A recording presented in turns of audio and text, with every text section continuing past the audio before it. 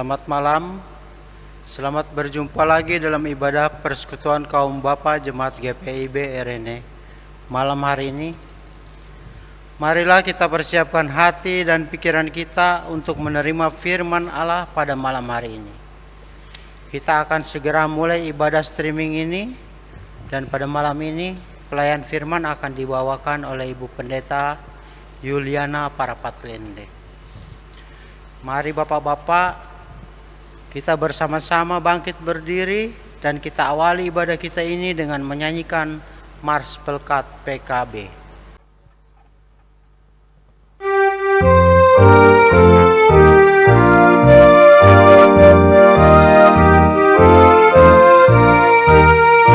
Persekutuan kaum Bapa seluruh GPIB bertekad dengan sungguh-sungguh melayani bersama. Kasih Tuhan sebagai dasar dalam tugas pelayanan, bangunkan persekutuan demi Tuhan Sang Penebus dalam setiap pergumulan dan setiap cobaan. Berpegang hanya pada Tuhan, pertolongannya tetap. Dengan sabar dan rendah hati, bersyukur senantiasa, memuliakan nama Tuhan, kini dan selama-lamanya.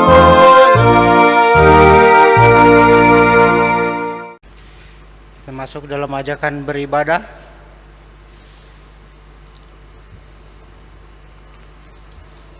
Tuhan memilih kita sebagai anaknya agar kita juga dapat menjadi bagian dalam pekerjaan tangannya.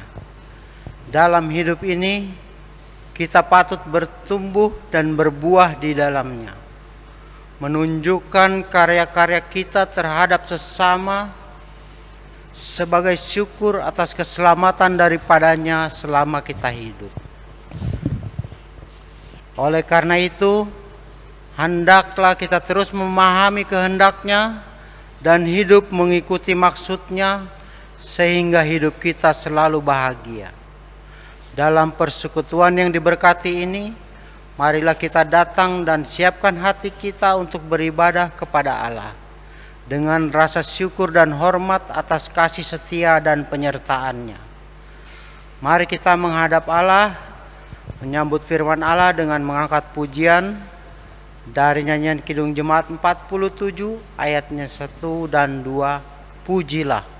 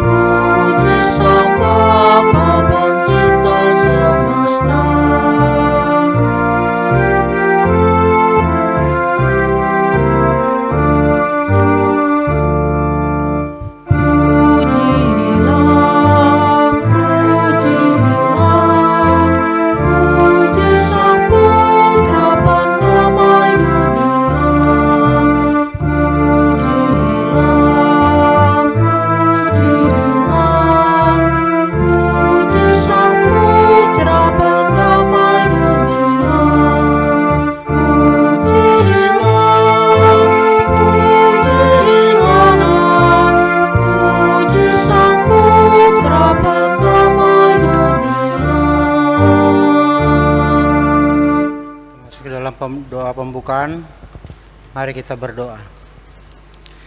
Ya Allah, Bapa yang bertahta dalam kerajaan surga, kami mengucap syukur buat kasih karunia-Mu yang senantiasa Kau curahkan kepada kami semua, kaum Bapa sebagai anak-anak-Mu. Terima kasih buat penyertaan Tuhan sehingga kami boleh tiba di tempat ini ya Tuhan, untuk melayani ibadah persekutuan kaum Bapa pada malam ini. Kiranya ibadah streaming ini boleh membuat kami bersatu hati mendengar, menghayati firman yang akan dibawakan oleh pelayan firman Ibu Nyonya Juliana Parampatlende. Engkau pakai kami yang bertugas pada saat ini, sehingga biarlah hanya firman-Mu dan nama-Mu saja yang kami muliakan dalam ibadah kami ini. Tuhan, pimpin ibadah kami dengan Roh Kudus-Mu dari awal sampai akhirnya. Terpujilah nama-Mu ya Bapa, dan dalam nama Yesus Kristus kami muliakan ibadah persekutuan kaum Bapa ini. Amin. Kita masuk dalam Mazmur pujian yang terambil dari Mazmur 24 ayatnya yang ke-1 dan ke-2. Kita bacakan secara berbalasan. Tuhanlah yang empunya bumi serta segala isinya, dan dunia serta yang diam di dalamnya. Sebab Dialah yang mendasarkannya di atas lautan dan menegakkannya di atas sungai-sungai. Silakan duduk. Untuk menyambut pembacaan firman, mari bersama-sama kita nyanyikan Kidung Jemaat 50A ayatnya yang ke-1 dan ke-6, Sabdamu Abadi.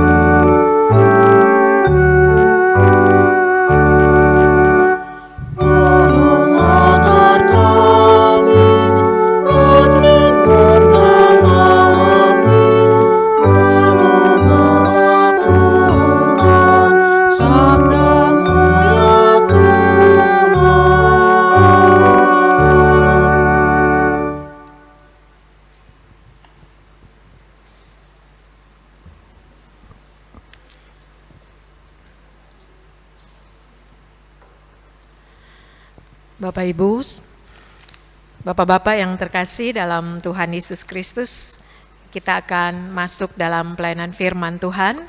Mari kita siapkan pembacaan Alkitab terambil dari Kitab Hakim-Hakim pasal 8 ayat 22 hingga ayat yang ke-27. Kitab Hakim-Hakim pasal 8 ayat 22 hingga ayat yang ke-27. Mari Alkitab tetap terbuka, kita mohon bimbingan Roh Kudus dalam pelayanan firman Tuhan. Mari kita berdoa. Ucapan syukur tak terhingga kami naikkan kepadamu Tuhan, untuk penyertaan Tuhan di sepanjang kehidupan kami. Sebagai Bapak-Bapak, Engkau terus melawat kami dengan kebenaran firman-Mu, sehingga kami terus berada di rel kebenaran firman Tuhan, dan kami senantiasa oleh kekuatan Roh Kudus bersedia melakukannya. Berfirmanlah atas kami semua, karena kami anak-anak-Mu sudah siap dan sedia mendengarkannya. Ya Kristus, firman yang hidup, kami sudah berdoa. Amin. Bapak-bapak yang terkasih, saya undang kita berdiri. Hakim-Hakim pasal 8 ayat 22 hingga ayat yang ke-27. Demikian firman Tuhan. Kemudian berkatalah orang Israel kepada Gideon, biarlah engkau memerintah kami, baik engkau, baik anakmu maupun cucumu, sebab engkaulah yang telah menyelamatkan kami dari tangan orang Midian. Jawab Gideon kepada mereka, aku tidak akan memerintah kamu, dan juga anakku tidak akan memerintah kamu, tetapi Tuhan yang memerintah kamu. Selanjutnya kata Gideon kepada mereka, satu hal saja yang kuminta kepadamu, baiklah kamu masing-masing memberikan anting-anting dari jarahannya, karena musuh itu beranting-anting emas sebab mereka orang Ismail. Jawab mereka, kami mau memberikannya dengan suka hati. Dan setelah dihamparkan sehelai kain, maka masing-masing melemparkan anting-anting dari jarahannya ke atas kain itu. Adapun berat anting-anting emas yang dimintanya itu ada 1.700 sikal emas. Belum terhitung bulan-bulanan, perhiasan, telinga, dan pakaian kain ungu muda yang dipakai oleh raja-raja Midian. Dan belum terhitung kalung rantai yang ada pada leher unta mereka. Kemudian Gideon membuat efod dari semuanya itu dan menempatkannya di kotanya di Ofra. Di sanalah orang Israel berlaku serong dengan menyembah efod itu. Itulah yang menjadi jerat bagi Gideon dan seisi rumahnya. Demikian firman Tuhan. Yang berbahagia adalah mereka yang mendengarkan firman Tuhan dan yang memeliharanya. Haleluya.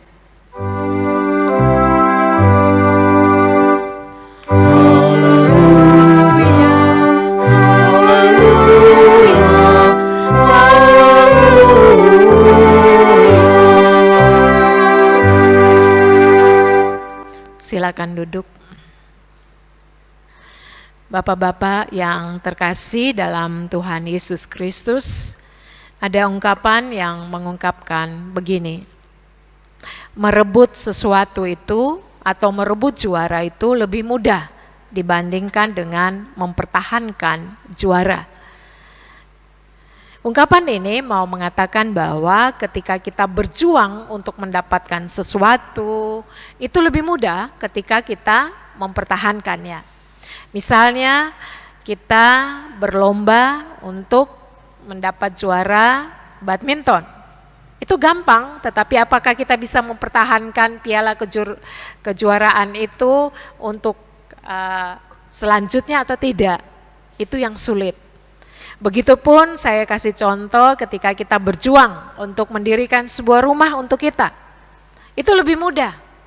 Tetapi nanti apakah rumah itu menjadi rumah atau keluarga yang baik, rumah tangga yang baik, itu yang susah. Jadi ada banyak orang ketika berjuang itu kita bisa bersama-sama, berjalan bersama-sama, berdoa bersama-sama, makan yang sederhana pun kita mau. Tetapi ketika rumah itu jadi, kadang rumah itu kita pakai untuk berantem, kita pakai untuk hal-hal yang jahat. Untuk menjaga apa yang sudah kita rebut itulah yang susah. Nah, saudara-saudara yang terkasih, kita dapat memahami sedikit dari kehidupan Gideon. Saudara-saudara, Gideon ini saya sedikit mengemukakan sejak awal. Dia adalah seorang pemuda dari ayah yang menyembah berhala. Dia pernah dalam ketakutannya bersembunyi di bawah rumahnya, mengirik gandum dengan bersembunyi. Karena pada saat itu Israel sedang dijajah oleh Midian. Sehingga saudara-saudara yang terkasih, dia bersembunyi selama 7 tahun. Dan ketika Allah datang lewat malaikatnya memanggil dia untuk mempersiapkan Gideon untuk memimpin bangsa Israel melawan orang-orang Midian yang jumlahnya banyak sekali, 135.000 orang. Di situ Gideon begitu takut dengan jumlah yang hanya 32.000 orang. Lalu saudara-saudara yang terkasih, Gideon minta tanda. Dia minta 3 tanda. Ketika dia sudah bersedia, dia meminta Tuhan kalau bisa untuk meyakinkan saya, berilah tanda. Makanya dia memasak lembu itu, lalu dia bawa. Lalu dia lihat bahwa Tuhan memberikan tanda, habis makanan yang disiapkan. Lalu dia minta tanda yang kedua, dan saat itu bulu atau kain itu tidak basah. Lalu tanda yang ketiga dia minta supaya yang pertama kain itu basah tapi di sekitarnya kering. Lalu dia minta tanda yang ketiga, kain ini kering lalu di sekitarnya basah. Tuhan menuntun dia, dan itu semua Tuhan siapkan, Tuhan mau penuhi permintaan Gideon. Lalu Gideon yakin untuk hal itu. Makanya ketika bangsa Israel dipersiapkan untuk melawan Midian yang notabene jumlahnya tidak seimbang, dikatakan bahwa perbandingan jumlah itu 1:450, yang satunya 300, yang satunya 135.000 orang. Di situ Gideon sangat yakin sehingga mereka menang. Strategi yang dibuat oleh Tuhan sendiri. Peperangan melawan Midian adalah peperangan Tuhan sendiri. Pada saat itulah kemenangan menguasai mereka.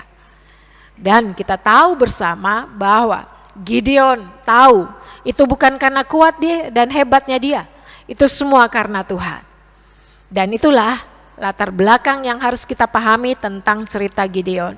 300 melawan 135.000 orang dan mereka menang. Nah sekarang waktu sudah mereka nikmati kemenangan itu, telah mereka akui bahwa itu semua karena Tuhan. Tetapi saudara-saudara yang terkasih, mari kita lihat pada ayat 22. Kemudian berkatalah orang Israel kepada Gideon, biarlah engkau memerintah kami, baik engkau, baik anakmu maupun cucumu, sebab engkaulah yang telah menyelamatkan kami dari tangan orang Midian. Saudara-saudara yang terkasih, umat mulai melihat figur Gideon. Umat mulai tahu bahwa Tuhan yang memberikan kemenangan. Tetapi umat mulai fokus pada Gideon, dan umat meminta supaya Gideon tetap menjadi hakim bagi mereka, memimpin mereka. Tetapi Gideon berterima kasih banyak, dia meminta supaya bukan dia, bukan juga anaknya. Tetapi tindakan Gideon berubah. Dia meminta hasil jerahan, anting-anting emas itu, lalu dia menghamparkan kain, lalu mereka semua menyumbang. Apa yang Gideon buat? Gideon buat baju imam, efod. Dan saat itulah Gideon terjebak. Mereka bukan lagi menyembah Tuhan, tetapi mereka menyembah baju efod itu.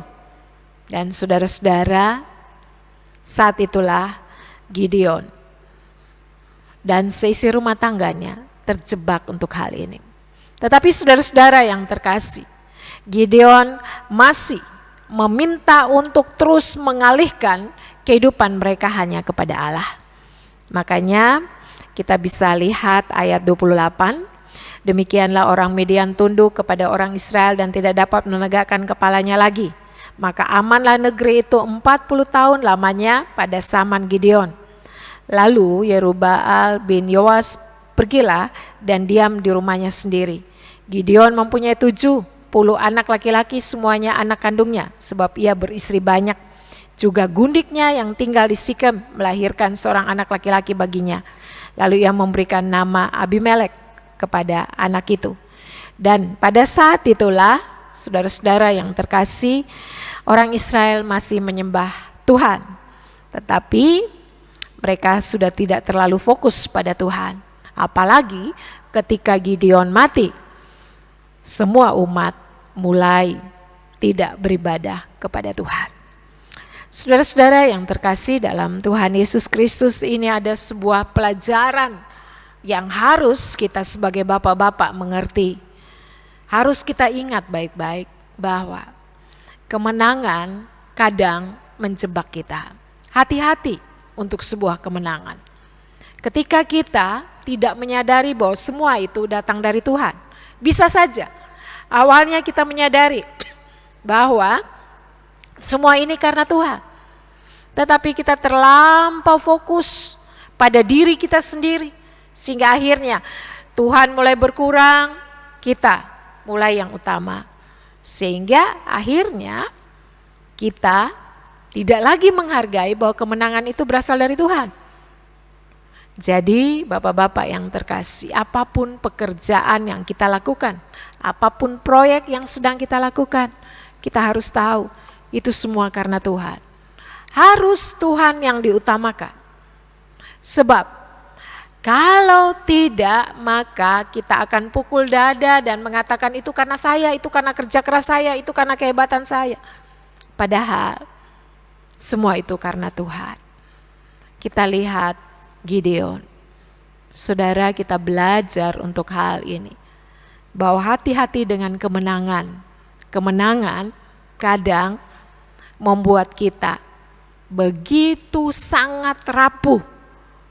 Ketika pujian, ketika anjung, pujian-pujian di sekitar kita membuat kita lupa bahwa semua yang kita lakukan, kemenangan itu berasal dari Tuhan. Jadi ini pelajaran bagi kita. Banyak orang pada saat berjuang, dia mohon setengah mati sama Tuhan, berdoa, bertekun, keluarga berpuasa, berdoa. Tapi ketika sudah memilikinya, sudah menang, sudah menjadi nyaman dan lupa bahwa itu semua karena Tuhan. Yang kedua, Bapak-Bapak yang terkasih dalam Tuhan Yesus Kristus, firman Tuhan ini mau mengajarkan kita, jangan sampai kita juga membuat hal-hal yang salah seperti apa yang dibuat oleh Gideon. Dia meminta sumbangan, lalu membuat baju efod, seolah-olah mempersiapkan sebuah ibadah. Tetapi orang Israel lebih menyembah efod itu sendiri daripada Tuhan. Saudara, kehidupan kita pun kadang-kadang demikian. Kita selalu membuat momentum atau hal-hal yang lebih fokus pada hal itu daripada Tuhan. Itu yang dilakukan oleh Gideon. Sepertinya benar, tetapi salah.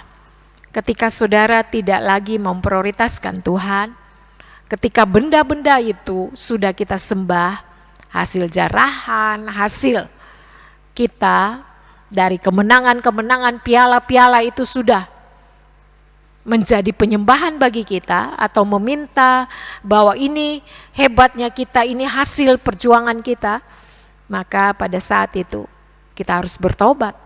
Karena Gideon menjebak keluarganya sendiri untuk hal itu. Coba lihat baik-baik ayat 27. Kemudian Gideon membuat efod dari semuanya itu dan menempatkannya di kotanya, di Ofra. Di sanalah orang Israel berlaku serong dengan menyembah efod itu. Inilah yang menjadi jerat bagi Gideon dan seisi rumahnya. Saudara, ketika saudara menang, ketika saudara berhasil, angkatlah pujian hanya pada Tuhan. Jangan dirikan hal-hal yang membuat itu menjadi berhala. Jangan sampai kita di depan, lalu Tuhan tidak lagi dipuji. Karena kadang tanpa kita sadari, kita melakukan hal-hal yang tidak berkenan kepada Tuhan. Seolah-olah bahwa kemenangan itu karena kita. Padahal kita tahu sendiri, jumlahnya saja tidak seimbang. Itu karena Tuhan, bukan karena Gideon. Yang ketiga, firman Tuhan ini mau mengajarkan kepada kita bahwa kehidupan kita harus membawa orang kepada Tuhan. Kehidupan kita, keluarga kita, cara hidup kita harus menempatkan orang-orang di sekitar kita memuliakan Tuhan, bukan memuliakan diri kita sendiri. Kita lihat di sini, orang-orang di sekitar orang Midian tunduk terhadap Israel. Tetapi penundukan ini telah menempatkan Gideon berlaku sewenang-wenang, punya istri di mana-mana, dan saudara, itulah hasil kemenangan, konsekuensi di mana orang terlalu mengandalkan kemenangan dan melupakan bahwa kemenangan itu berasal dari Tuhan. Jadi saudara-saudara yang terkasih, mau katakan begini, kalau kita makin tua seharusnya lebih bijaksana. Muda mungkin kita berhasil, kita menang ini dan itu. Tetapi ingat, kalau tua jangan sampai kita membuat anak cucu kita condong untuk menyembah berhala modern saat ini. Tapi ingat, supaya kita tetap konsisten dari muda sampai tua, hanya Tuhan yang kami sembah. Dan kita membawa anak cucu kita senantiasa hanya beribadah kepada Tuhan. Biarlah pelajaran dari Gideon ini menempatkan kita sebagai bapak-bapak untuk menyadari bahwa apapun yang kita lakukan, kemenangan demi kemenangan itu karena Tuhan. Dan kemenangan demi kemenangan tidak menjebak kita untuk membuat orang menyembah kita, tetapi hanya Tuhan. Dan biarlah kita konsisten, dari muda sampai tua, hanya Tuhan yang kita sembah. Terpujilah Tuhan. Amin.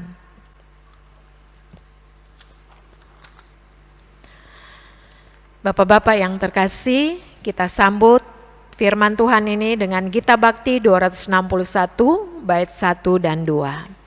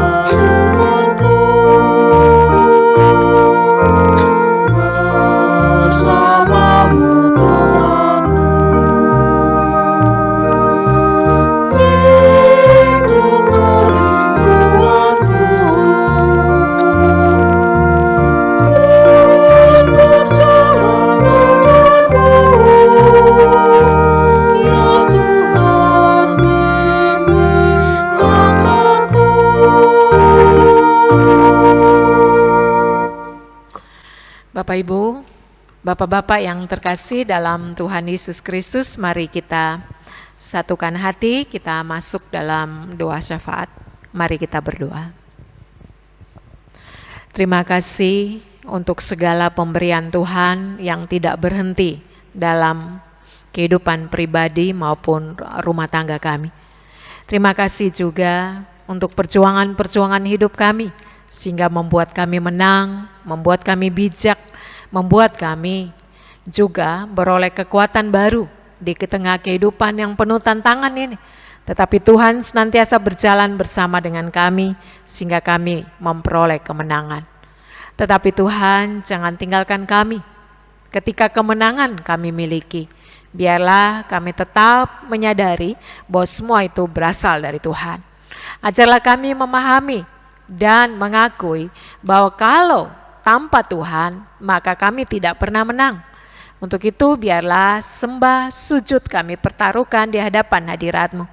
Kami mampu menjaga segala apa yang sudah Tuhan berikan, tetapi kami juga mampu untuk terus melakukan hal-hal benar dalam kehidupan kami, baik dalam masa muda sampai pada masa tua, sehingga kami tidak pernah berubah setia, tetapi kami terus menempatkan Tuhan di atas segala-galanya, memuji dan membesarkan nama Tuhan. Betapa ajaibnya Tuhan memelihara kami, betapa Tuhan tidak pernah meninggalkan kami sedetik pun. Biarlah Tuhan, kami mau belajar lewat Gideon. Biarlah kami setia dari awal. Peneguhan Tuhan memampukan kami terus mengucap syukur dan melakukan segala hal yang berkenan kepada Tuhan. Sehingga Tuhan senantiasa disebut, dipuji, dimuliakan oleh anak cucu kami. Dan kami boleh bersyukur bahwa tangan pengasihan Tuhan tetap menyertai kami sampai saat ini. Tuhan Yesus, kami mau berdoa untuk para pemimpin kami, Presiden, Wakil Presiden, aparat menteri, anggota DPR, MPR. Tolonglah mereka, biarlah mereka tetap konsisten di dalam kepemimpinan mereka. Mereka tetap melakukan hal-hal yang benar. Mereka juga memperjuangkan hal-hal yang benar. Mereka juga melakukan memberikan damai sejahtera bagi negeri ini. Tuhan Yesus, jagalah para pemimpin kami, lindungilah mereka daripada yang jahat, sehingga segala kebijakan-kebijakan mereka berkenan kepada Tuhan. Kami juga memohon Engkau mau menjamah, memberikan kesembuhan untuk mereka yang terbaring sakit, mereka yang berada di ruang-ruang isolasi, mereka yang sedang terpapar virus corona. Tuhan jamah, Tuhan Engkaulah tabib di atas segala tabib. Engkau adalah Tuhan yang berbelas kasihan, yang senantiasa memberikan yang terbaik bagi saudara-saudara kami yang terpapar virus corona. Kami juga mohon Engkau menjamah mereka yang sakit. Tuhan, lindungilah mereka, dan biarlah lewat sakit penyakit yang mereka derita maupun kesembuhan yang mereka alami, mereka tahu itu semua berasal dari Tuhan. Mereka tidak menempatkan diri mereka yang teragung dibandingkan Tuhan, tetapi mereka tetap menempatkan bahwa Engkaulah tabib di atas segala tabib. Saat ini sebagai bapak-bapak kami juga berdoa untuk seisi rumah tangga kami. Biarlah kami senantiasa menjadi imam dalam rumah tangga kami. Hanya Tuhan yang dipuji, bukan diri kami. Hanya Tuhan yang dimuliakan, bukan kami sebagai bapak-bapak. Karena kami tahu bahwa hidup ini adalah anugerah terindah yang sudah Tuhan berikan. Dan Tuhan yang sudah memberikan istri, anak-anak, orang tua, keluarga yang baik, yang menempatkan kami di dalamnya. Tuhan Yesus, pada saat ini kami juga berdoa untuk gereja Tuhan, GPIB RN. Berkatilah juga pelayanan-pelayanan kami. Kami akan melaksanakan perjamuan kudus, Tuhan juga buka jalan. Biarlah kami yang ada di rumah semuanya mengambil bagian di dalamnya dan bersyukur kepada Tuhan. Saat ini Tuhan Yesus, kami juga mau berdoa untuk anak-anak kami, untuk istri yang mendampingi kami, untuk orang tua kami yang jauh maupun dekat. Biarlah jamahan tangan Tuhan berlaku, sehingga mereka hidup dalam rasa syukur, mereka setia sampai akhir, dan kami juga boleh, kehidupan kami juga boleh menuntun anak-anak kami dekat kepada Tuhan. Saat ini Tuhan Yesus, kami juga berdoa untuk para pengurus Pelkat PKB, bila juga kesatuan hati kerjasama yang baik. Kami juga memohon kepadamu Engkau berkati juga setiap pelayanan-pelayanan yang kami lakukan. Tuhan, kami akan masuk dalam new normal. Tuhan sendiri yang tolong, biarlah persiapan-persiapan gereja-gereja Tuhan Engkau berkati, sehingga umat-Mu boleh kembali di ruangan gereja, dan umat-Mu juga menyadari akan mengikuti protokoler pemerintah. Jangan tinggalkan kami bila kesatuan hati dan kerjasama yang baik. Terima kasih banyak Tuhan Yesus, kami mohon ampun atas segala salah dosa yang sudah kami lakukan. Kuduskan kami dan perbarulah kehidupan kami, sehingga kami juga boleh menjadi bapak-bapak yang bersyukur, bapak-bapak bijaksana yang juga terus mau membawa seisi rumah tangga kami dalam doa yang senantiasa kami naikkan kepadamu. Tuhan, kami tetap berdoa bagi pemandu lagu, organis. Kami juga berdoa untuk tim Inforkom, RN, dan juga multimedia. Tuhan berkati, Tuhan lindungi, sehingga kami terus melakukan tugas-tugas kami Dan kami percaya yakin bahwa dengan ibadah streaming maupun live streaming, nama Tuhan tetap dipuji dan dimuliakan, dan umat boleh diberkati dan bersuka cita di dalamnya. Ya Tuhan, dalam pengasihan-Mu kami mohon, dengarkanlah doa kami yang kami alaskan hanya di dalam satu nama, Yesus Kristus Tuhan Juru Selamat kami, yang mengajar kami berdoa. Bapa kami yang di sorga, dikuduskanlah namamu, datanglah kerajaan-Mu, jadilah kehendak-Mu di bumi seperti di sorga. Berilah kami pada hari ini makanan kami yang secukupnya, dan ampuni akan kesalahan kami, seperti kami juga mengampuni orang yang bersalah kepada kami. Dan janganlah membawa kami ke dalam pencobaan, tapi lepaskanlah kami daripada yang jahat.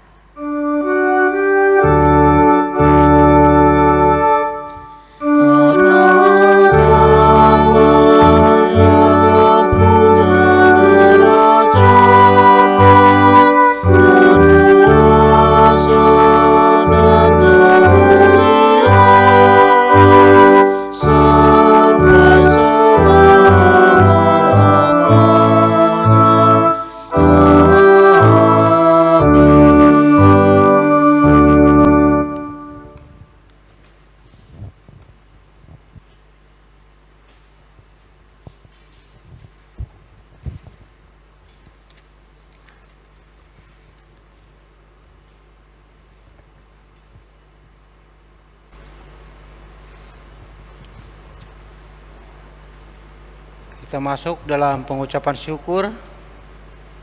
Marilah kita bawa persembahan kita kepada Tuhan dengan penuh sukacita dan untuk kemuliaan-Nya, karena Dialah sumber hikmat dan segala berkat. Dengan mengingat pesan Alkitab dalam Amsal 10 ayatnya ke-21 dan 22 yang menyatakan, bibir orang benar menggembalakan banyak orang, tetapi orang bodoh mati karena kurang akal budi. Berkat Tuhanlah yang menjadikan kaya, susah payah tidak akan menambahinya. Sambil memberikan persembahan kepada Tuhan, kita naikkan pujian dari Kidung Jemaat 335 ayatnya yang ke-1 dan ke-2, manusia yang meluku.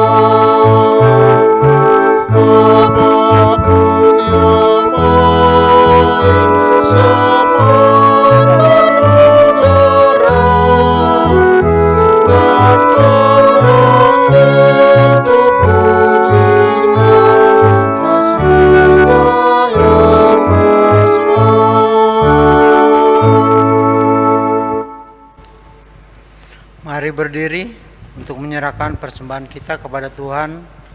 Dalam doa syukur kita berdoa. Kami bersyukur ya Allah buat segala pemberian-Mu kepada kami.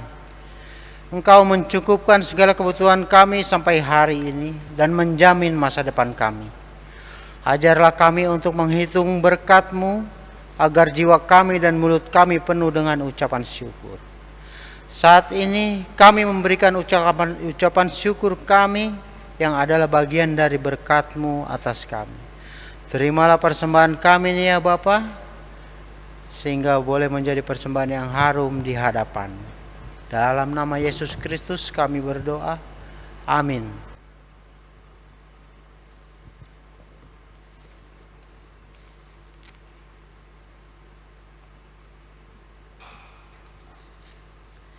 Bapak-bapak yang terkasih, kita tetap berdiri.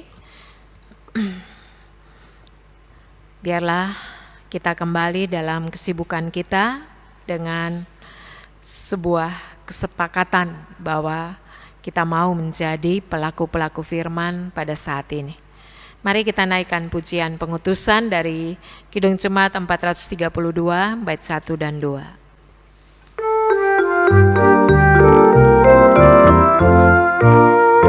Padaku ditanyakan apa akan kuberitakan pada dunia yang penuh penderitaan, dan ku sampaikan kabar baik pada orang-orang miskin, pembebasan bagi orang yang ditawan, yang buta dapat penglihatan, yang tertindas dibebaskan. Sungguh tahun rahmat Tuhan sudah tiba. Kerajaan Allah penuh kurnia, itu berita bagi isi dunia.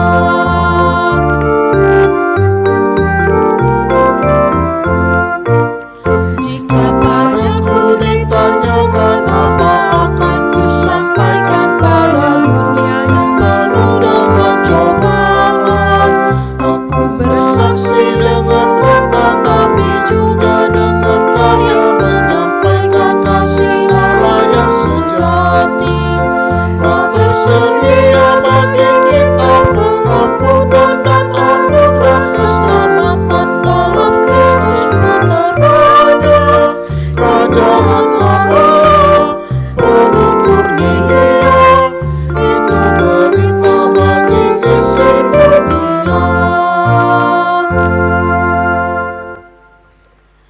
Arahkanlah hati dan pikiran kepada Tuhan, serta terimalah berkat-Nya.